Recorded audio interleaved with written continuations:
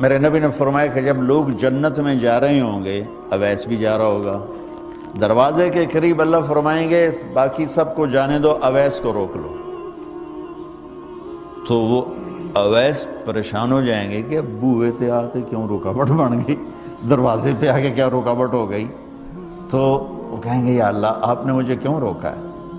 تو اللہ تعالیٰ فرمائیں گے پیچھے دیکھو، پیچھے دیکھیں گے تو جہنم کے لوگ کھڑے ہوں گے، مجرم۔ کہیں گے اویس تو نے مجھے خوش کیا ماں کی خدمت کر۔ کیا کہا؟ ماں کی خدمت کر کے۔ جو بیچاری مائیں ذلیل ہو رہی ہیں، یہاں زیادہ ہوتی ہیں، پاکستان میں کم ہوتی، پر ہوتی وہاں بھی ہیں۔ اسی سفر میں کتنی ماؤں کے اتنے پرچے آئے کہ میرا بیٹا شراب پیتا اور پھر مجھے گالیاں نکالتا۔ بھر گئے میری جیبیں پرچوں سے، کیونکہ مستورات بھی بیان میں آتی تھی، تو ہر بیان میں کوئی نہ کوئی پرچہ آیا کہ میرا بچہ مجھے گالیاں نکالتا ہے، شراب پیتا ہے، زنا کرتا ہے، پھر مجھے گالیاں نکالتا ہے۔ تو یہاں زیادہ ذلیل ہیں، ہمارے ہاں بھی کوئی کم ذلیل نہیں ہے۔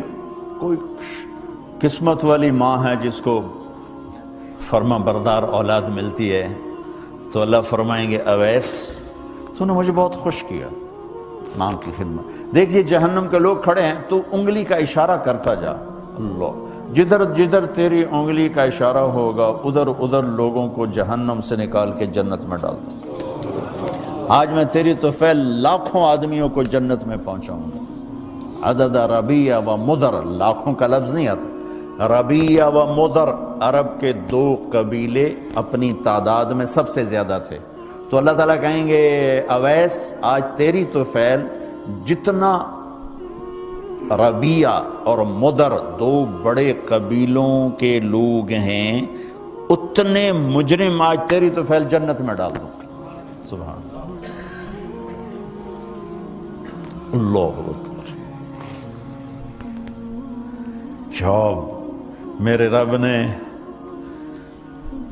مقام بخشا کہ عمر اور علی سے کہا جا رہا ہے دعا کروانا، اور جنت کے دروازے پر کھڑا کر کے فرمایا جا رہا ہے پیچھے نظر دوڑا، دیکھ جتنے جہنم کے لوگ کھڑے ہیں، اشارہ کر تیرے طفیل آج ربیہ اور مضر کی تعداد کے برابر لوگوں کو جنت میں ڈالوں۔ ایک اور واقعہ بھی سناتا ہوں۔ آپ نے فرمایا میں آج رات جنت میں گیا۔ ایک تو معراج ہے جو جاگتے ہوئے، خواب میں تو بہت دفعہ ہوا، آج رات میں جنت میں گیا، میں نے آواز سنی قرآن کی تلاوت۔ میں نے پوچھا یہ کون تلاوت کر رہا ہے؟ ان کا جی یہ حارثہ بن نعمان ہے۔ تو آپ نے کہا حارثہ بن نعمان؟ وہ تو مدینے بیٹھا ہے۔ دیکھو آپ کو سنانے کے لیے مائک لگا ہوا ہے اوپر، تھوڑے سے لوگ آپ، اور حارثہ کی آواز جنت میں جا رہی ہے اور وہ مدینے بیٹھے ہوئے ہیں، 7 آسمان پار کر کے آواز جا رہی ہے۔ وہ کیسے پوری جنت میں اس کی آواز کیوں آ رہی ہے؟ کہ یا رسول اللہ انہوں نے ماں کی ایسی خدمت کی ہے کہ اللہ تعالیٰ نے خوش ہو کر کہا ہے حارثہ جب قرآن پڑھے ساری جنت کو سناؤ، ساری جنت کو سناؤ۔ اچھا کیسی خدمت کرتے تھے؟ ماں کی کیسی خدمت کرتے تھے؟ ان کے کپڑے بیوی سے نہیں دھلاتے تھے، خود دھوتے تھے۔ ہم لوگ اپنی بیویوں پہ ڈنڈا چڑھا کے کھڑے ہوتے، میری ماں دے کپڑے دو، میری ماں دی روٹی پکا، میری ماں نو چاہ بنا کے دے۔ آپ کی بیوی کے ذمے آپ کی ماں کی خدمت نہیں ہے، میرے ذمے میری ماں کی خدمت، میری بیوی کے ذمے میرے باپ کی خدمت نہیں ہے، میری ماں کی خدمت نہیں ہے، میری بہن بھائیوں کی خدمت نہیں ہے۔ لیکن یہ بر صغیر کے معاشرے کا ظلم ہے کہ آنے والی بچی ٹکڑے ٹکڑے ہو جاتی، پس کے رہ جاتی، اور ایک ظلم و ستم کی چکی میں وہ قیمہ بن جاتا ہے۔ ساس کا ظلم، سسر کا ظلم، خامد کی بہنوں کا ظلم، بھائیوں کا ظلم، تانے بولیاں۔ اس بیچاری نے بچے کیا پالنے ہیں، وہ تو روتے روتے زندگی گزار دیتی۔ میرے ذمہ ہے ماں کی خدمت، میری بیوی کے ذمہ نہیں ہے۔ پوچھو مفتیوں سے۔ ماں کے لیے کیا کرتے تھے؟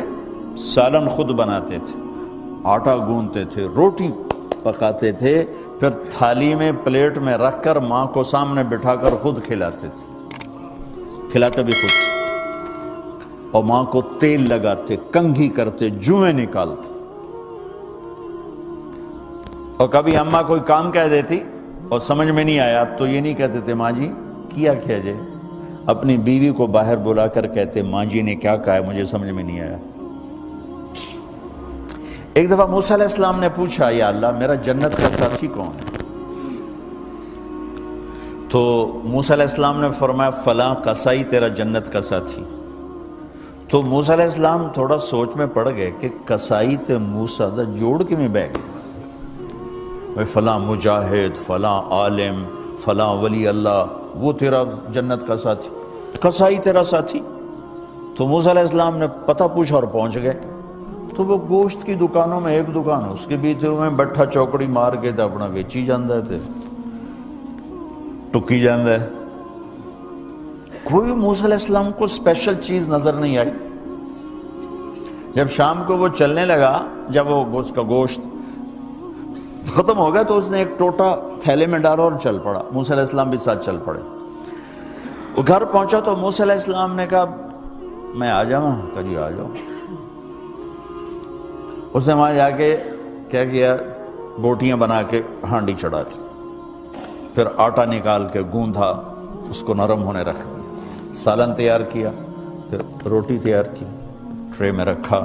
ایک عورت اس طرح پڑی تھی، اس کو جا کے ہلایا، ماں جی، آنکھ کھولی، ایک ہاتھ سے اٹھایا سہارا دیا، دوسرے ہاتھ سے نوالے بنا کے کھلاتا رہا۔ تو اس نے یوں سر ہلایا کہ مطلب میری بس، تو اس کا منہ صاف کیا اور اس کو سہارا دے کے لٹانے لگا تو کچھ بڑبڑائی۔ موسیٰ علیہ السلام ذرا فاصلے پر تھے، سن نہیں سکے کیا کہا۔ موسیٰ علیہ السلام نے فرمایا میرے بھائی یہ کون ہے؟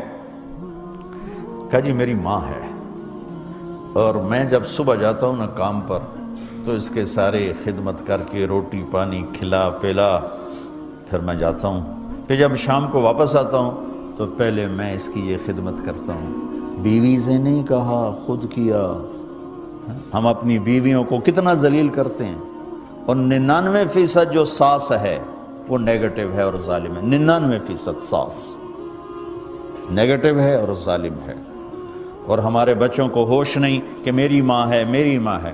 ماں کی وجہ سے بیوی کو تباہ نہ کرو، اور بیوی کی وجہ سے ماں کو تباہ نہ کرو، اس میں بیلنس کرو۔ بیوی کے عشق میں ماں باپ ذلیل نہ ہو، اور ماں باپ کے عدم میں بیوی ذلیل نہ ہو۔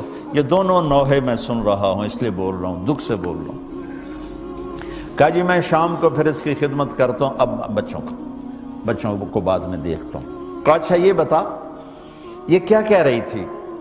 لٹا رہے تھے۔ کہنے لگا جی بس ماں جو ہوئی جب بھی خدمت کرتا ہوں تو کہتی اللہ تجھے جنت میں موسیٰ کا ساتھی بنا۔ میں تو جی کمی کسائی تے موسیٰ کلیم، میرا دا کی جوڑ ہے۔ میں کہا پترا تیرا جوڑ بنا چھڑے تیری ماں۔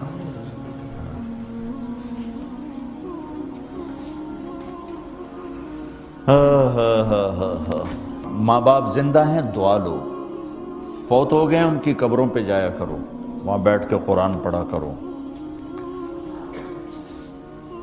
جو بچہ پڑھے گا وہ اتنا طاقتور ہو کے ماں باپ کو لگے گا، اگر وہ فوت ہو چکے زندہ ہیں دعا لو، مر گئے ہیں ان کے لیے ان کی قبر پہ نہیں جا سکتے ہو، یہاں کی زندگی بہت تیز ہے، کبھی تو جایا کرو، کسی ویکنڈ پہ چلے جایا کرو، کسی اتوار پہ چلے جایا کرو، کسی ہفتے کو چلے جایا کرو، مہینے بعد 2 مہینے بعد، سال میں 1 دفعہ سے، کہ یہ ان کا حق ہے، ان کا حق ہے۔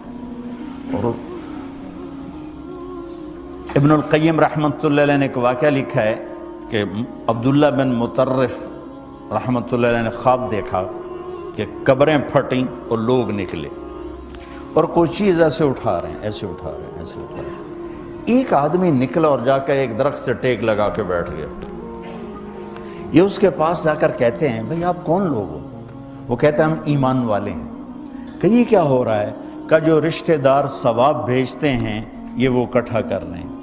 کہ تم کیوں نہیں اکٹھا کر رہے ہو؟ کہ میرا بیٹا حافظ قرآن ہے، ایک قرآن روزانہ ختم کر کے مجھے بھیج دیتا ہے، تو میں نے پرچون دی لوڑ نہیں رہ جاندی، میرا تھوک دا کام۔ کہ تیرا بیٹا کیا کرتا ہے؟ کہ اس کی مٹھائی کی دکان ہے بازار میں۔ آنکھ کھل گئی، صبح ہوئی تو پہنچ گئے، بازار کھلا، دیکھا تو ایک نوجوان بیٹھا ہوا اور مٹھائی بیچ رہا اور ہونٹ ہل رہے ہیں۔ پہلے اس کو چیک کرتے رہے، پھر اس کے پاس آئے، بیٹا تیرا نام کیا ہے؟ وہی نام تھا جو خواب میں سنا۔ یہ کیا پڑھ رہے ہو؟ کہ جو قرآن پڑھ رہا ہوں۔ کتنا پڑھتے ہو؟ ایک ختم روزانہ پڑھتے ہو۔ کیا کرتے ہو؟ کہ والد کو ایصال ثواب کرتا ہوں۔ کیا اتنی مشقت کیوں اٹھاتے ہو؟ کہ وہ میرے لیے بہت کچھ چھوڑ گیا، میں چاہتا ہوں میں بھی اس کے لیے کچھ حصہ بنتا رہوں۔ تو یہ والدین کے حقوق میں سے ہے کہ اگر وہ چلے گئے ہیں ان کے لیے ایصال ثواب